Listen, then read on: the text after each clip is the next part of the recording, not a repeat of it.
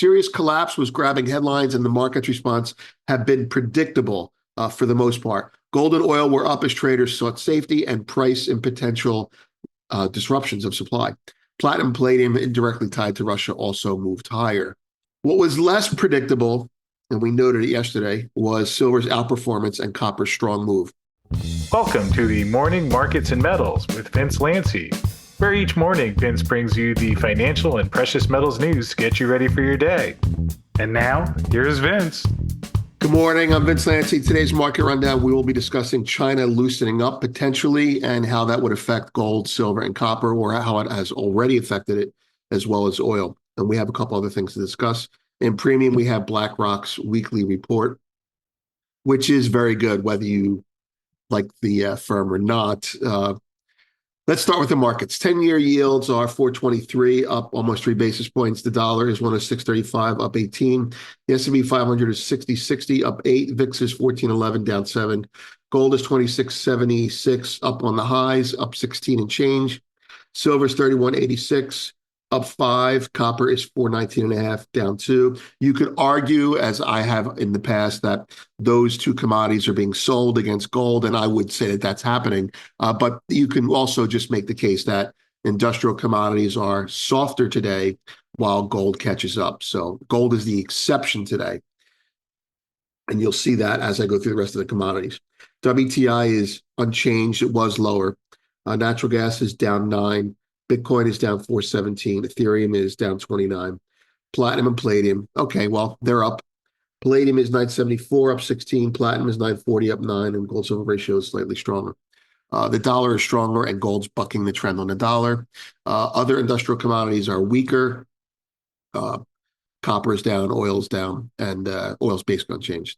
And silver is, again, straddling that area between industrial and precious, which is why it's the Goldilocks metal. Anyway, grains, soy 993, up 3 cents. Corn, unchanged at 428, and wheat is 557, down almost 3 cents, 557.5, I should say. All right, front page, making sense of Syria. That's what we started the day with yesterday, saying, okay, this is probably why gold and silver and copper were stronger, although we did note that silver and copper shouldn't have been that much stronger. And then the answer came right after we got off the broadcast, and that was China's news from the night, which we're going to go through right now. El Salvador's gold reserves up 3 trillion. We have that story. That's reportedly from them. And why did gold and silver wake up? We're going to do that right now. The discussion itself, okay? Discussion, yesterday's PM Gold Fix we sent to subscribers had the post in it, and it had a market recap, which we will do when there's a significant move or some significant possibly event or driver worth bringing up when there is a move. And so in that discussion, today's discussion is based on that, and we're going to go through Syria's collapse, China's Politburo decision, PBOC buying returns, and participant position. These are all reasons. The first 3 are reasons or catalysts for gold and silver's rally yesterday. Participant positioning is how the table was set leading into the news events. So let's go through that right now. Starting with Syria. Syria's collapse was grabbing headlines, and the market's response have been predictable for the most part. Gold and oil were up as traders sought safety and price and potential disruptions of supply. Platinum, palladium, indirectly tied to Russia, also moved higher. What was less predictable, and we noted it yesterday, was silver's outperformance and copper's strong move. Historically, in geopolitical terms, gold leads and silver follows. That's not what we're seeing here. That's not what we saw yesterday. Instead, silver's gains outpaced gold and copper. Copper was kind of joining the rally. This suggested to us back then that there was more driving the market than just Syria, and lo and behold, entered China. Yesterday, China's Politburo signaled a move toward a moderately, quote, moderately loose, end quote, monetary stance. Now, according to Goldman Sachs, this kind of language is rare and typically precedes fiscal stimulus. So it's a monetary comment as well as a fiscal comment, but it's not an action. It's a chat. It's a note. The last time we saw this, and this is interesting, was during 2008, 2010 financial crisis. Back then, coordinated global stimulus by the US, China, and Europe created a tsunami of liquidity. And there you have it. That's a Bloomberg graphic, and hat tip to the market ear for pointing that out. As you can see, they make these announcements of what their vibe is, 2011 to 2024, prudent, whatever prudent means, right? But November 2008, 2010, moderately loose. That terminology is like saying responsibly loose. And the last time they said that, that was the global financial crisis, and big stimulus followed. Now, they're already in the process of adding stimulus, so maybe there's going to be more. And markets all reacted to that. They went, okay, the last time they said this, that happened. They're in the process of doing this, so more of that could happen, and that's why markets moved. China stocks also did very well. So according to Goldman, well, they had a specific take, right? And they were parsing the words because it's in Chinese, right? China is focusing on domestic demand, stabilizing its property and stock markets, and preparing for, and here's where the phrasing comes in, quote, unconventional, counter-cyclical policy adjustments.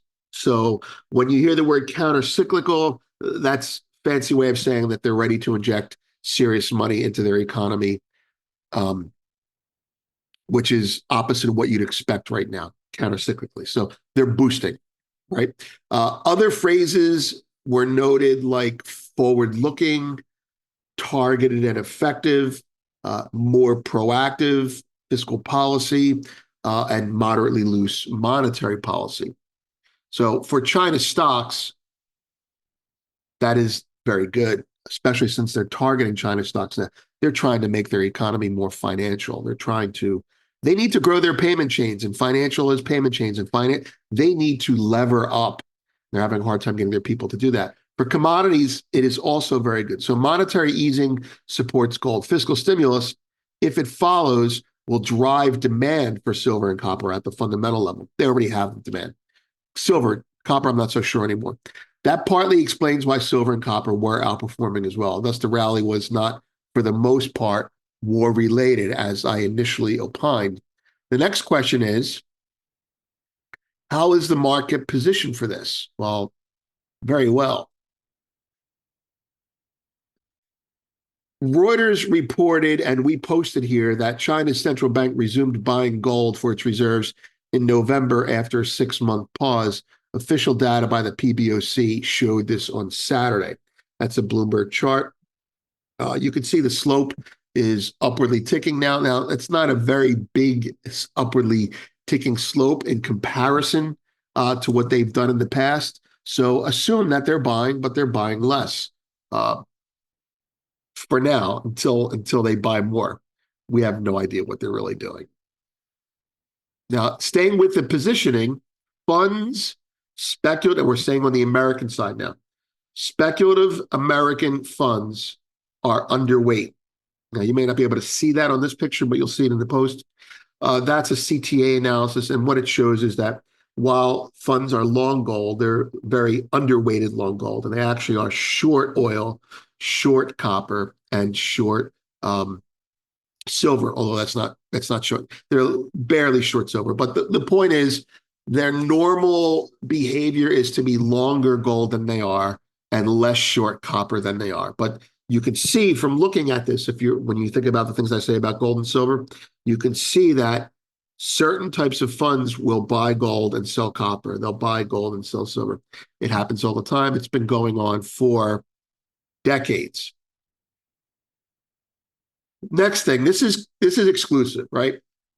On Sunday, we revealed that bullion banks, which had been swap dealing desks, let's put it that way, not necessarily bullion banks, but those firms which make markets for the other players in the space, had been handcuffed for the last 2 to 3 months on what would essentially be called a liquidation-only diet.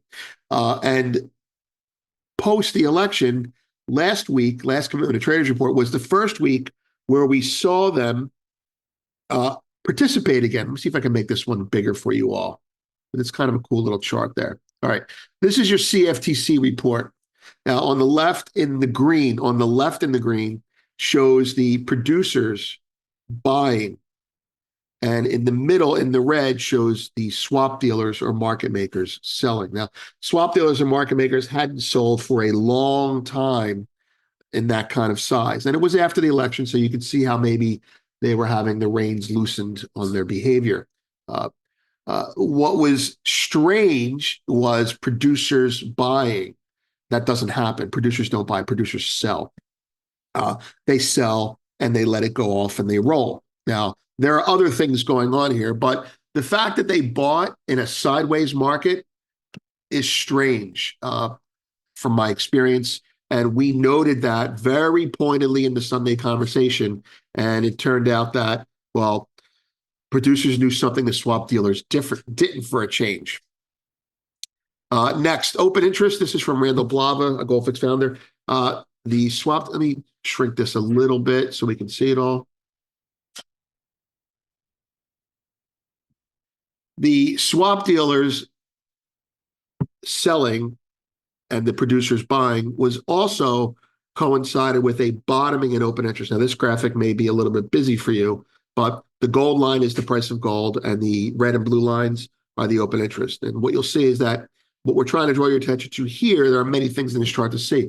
What we're trying to draw your attention to here is that every time the speculators get out, you see a blue rectangle at the bottom, right? That's when them getting out. But every time they get out, the market is stopping at a higher level. So every time they exit, the floor is being raised, which is something we said over 2 years ago and many times since then. The floor for gold is being raised for silver as well. What does that mean? That means that the speculators, which drive market prices up $100 and down $100, now only drive the market up $100 and down 50. Why? Because someone keeps catching the selling. And that's your central banks, and that's your BRICS, and that's your macro discretionary funds. That's what's going on in this market. And the change is official. The question is, will it continue? And you always have to ask yourself that. You're looking at a BlackRock graphic there. It has nothing to do with precious metals, but I just leave that up there while I'm saying that. We also noted for subscribers, volatility is cheap and clean, but not free this time of year. So cheap meaning it is, I don't have the chart handy, cheap meaning it is relatively cheap to where the price is. If you wanted to speculate on a long side, not on a bear side with options, on a long side, you would be a buyer of calls or a buyer of call spreads. Clean, meaning there's not a lot of open interest to get in the way. There's not a lot of crowded people in the trade right now, but not free because we are entering into the holiday season. And so cheap volatility can remain cheap this time of year as traders like myself and banks will start to run their clocks ahead and say, well, a week from now, I'll be back at work a week from now. And so they'll start preempting by selling options ahead of time. And there's the BlackRock weekly commentary. Let's go to back to the screen.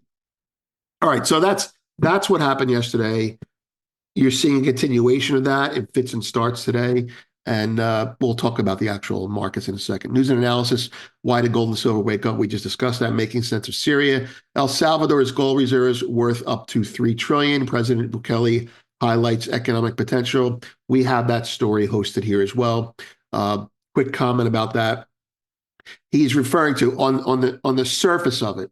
He's referring to something called the Pacific Ring of Fire. There's a lot of volcanoes that goes from the Pacific coast on both sides. The rim. It's almost like there are tectonic plates there, and so you have volcanoes there, and that happens to be where we have made a lot of gold findings. So Alaska, California, you go to South America, that's one side of the Pacific tectonic plates.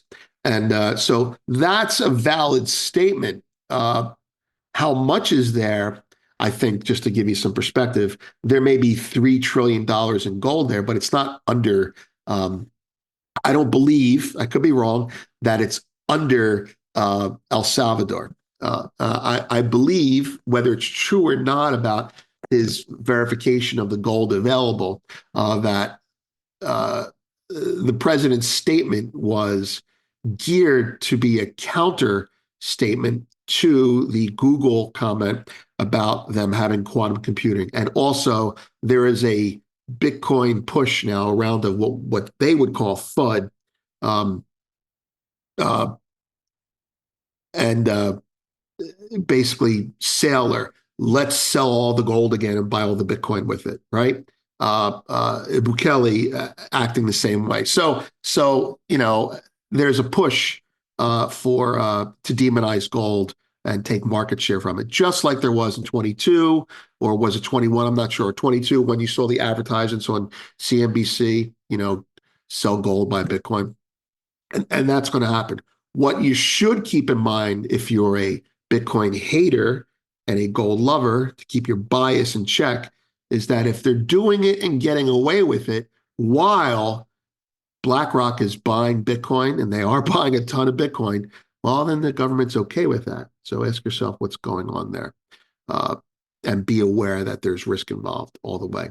CPI prep, inflation is getting entrenched. It's not legitimately a prep, but what it is there's a very interesting comment made by a macro analyst that we shared with premium subscribers, that inflation is getting entrenched. Now, it's the second time he said this, but he said it in a way that really resonated with us. And inflation is getting entrenched because price increases are getting entrenched. Remember, we talked about, or Powell was so concerned about wage price spiral. Prices go up, wages go up, prices go up, wages go up. Well, prices are going up and companies are getting comfortable raising prices because no one's really pushing back, especially now they have a Republican president. Um, um, there's no Democrats saying price gouging. That you probably won't see that coming out of a Republican president. And while that's happening, wages are not going up because we have the increased influx of immigrants and low wage labor. So inflation is getting entrenched. In simple terms, we're not bottoming at 2%. We're not going below 2%. According to the data, we're bottoming at 2.5 to 3%. And that's just the way it is. Russell Napier, China's Rise Ends the Post-Bretton Woods Era. Very long read, but if you're familiar with his work, it's a very good read. The message there is that after Bretton's, this, as a gold person, you probably will be like, yeah, right. You're going to want to read this. After we broke the Bretton Woods era, right, post 1971, there really was no plan. There was no meeting. There was no replacement system. There was just wing it with the dollar. And because there was no plan, Napier notes that, when China did what they did in 94 and 98, they basically started another monetary system. So there's two competing monetary systems, and as the Chinese monetary system grows, it becomes more incompatible with our way of thinking. In English, well, gold and real money versus fiat money, those are incompatible. And so Cold War 2.0 is a monetary Cold War. And then the master class, that's a 2-hour class there, not for everyone, but it goes through everything about the CFTC report, and I was even more long-winded than normal. So if you like that sort of thing, you're going to like that a lot. Equity recap: U.S. equities declined on Monday ahead of the consumer inflation report on Wednesday. Market news: there's El Salvador's gold reserves. You can read that. China's leaders on Monday. This is, again, the story that we just described. China's leaders on Monday pledged more proactive fiscal measures and moderately looser monetary policy. CNBC doesn't listen to us, but they read the same things we read. And the fact that we're talking about this now and people like us talk about this now is why the mainstream media is doing their job once in a while. Breaking Bitcoin, that's our phrase. Google on Monday said it has overcome a key challenge in quantum computing with a new generation of chip, solving a computing problem in 5 minutes that would take a classical computer more time than the history of the universe. It's called Willow. Read it. Not necessarily because you believe it works, not necessarily because you believe it'll break Bitcoin, but it's kind of mind-opening when you think about the computing being compressed like that. It's like a time warp almost. Anyway, whether it's something that can break Bitcoin or not is debated. Quantum computing cracks codes. Uh, you know, uh, Bitcoin can have a quantum defense. Yada yada yada. I don't care about that stuff in terms of Bitcoin. I care about the fact that BlackRock and MicroStrategy owns so much of it. We'll talk about that another time. Magnificent Seven tech giants, China's antitrust regulator, whatever. Data on deck. Uh, Wednesday, tomorrow is CPI, and Thursday is PPI. Today is U.S. productivity revised. There's BlackRock's weekly commentary. Again, we like their work. Otherwise, we wouldn't share it. Let's take a look at the market. So we've got gold and silver up there. Great, gold's on the left, and we are now above the. Oh, very pretty. Let's do this. All right. So now stretch this a little bit. All right. So now gold is above the 50-day. So if you're looking to be bullish, you should be bullish. And you should be less concerned with this because now we're in the above the 50-day moving average for both, right? Silver can be weak, and you're like, should I not own silver now? Well, maybe you should own gold right now. Maybe you should roll out of your silver into gold if you're speculating. But for the next thing for me, and this is all very micro stuff. This isn't macro stuff. Very micro stuff is I want to see the 50-day moving average uptick, and you can pretty much simulate how that happens. I think the most important takeaway for silver as well as gold is starting with silver is Michael Oliver's momentum levels we're above his area now. So tomorrow is an important day. If we don't make a new weekly low tomorrow, here, I'll make a statement. If we don't make a weekly low tomorrow, we will probably make a weekly high on Friday. Can't believe I just said that, but that's the logic that goes through this. So looking at silver, above the 50-day moving average. Look, here's your ledge, right? There was real selling here. Boom, right? Probably profits. And then that selling came back again, but this selling is not that selling. Trust me on that. So if we get, they're probably retrenched to here. We get up to here, 32.60, a run to 34 would not be a problem. And then you run into whatever the heck was going on here, right? This is short covering. And again, there's physical demand for silver as well, EFP. Gold is, gold's a story today, but if you look at gold, it's doing what it's supposed to do. It's research. I'm really surprised when the market did this and then it did that. I was surprised, waiting for the hangover post-election to last longer. And then this happened. I said, okay, we're going down again. Or I said, we're going to be in this range for a while. But now we're above it. I'm like, wow, this is crazy. So my prognosis is sideways for a month or two. So we can all get excited about this, and it is exciting. But, until we're above here, you're not crazy bullish. We're still pretty much in a range. That's it. Have a great day. Well, thanks for watching this morning's Markets and Metals with Vince Lanci. We sure appreciate you tuning in and starting your day with us here. Hope you enjoyed the show, and we'll see you again tomorrow. Please note that this video is not intended as legal licensed financial trading advice and is to be used for informational purposes only. Please contact your financial advisor before making any decisions, and thanks for watching.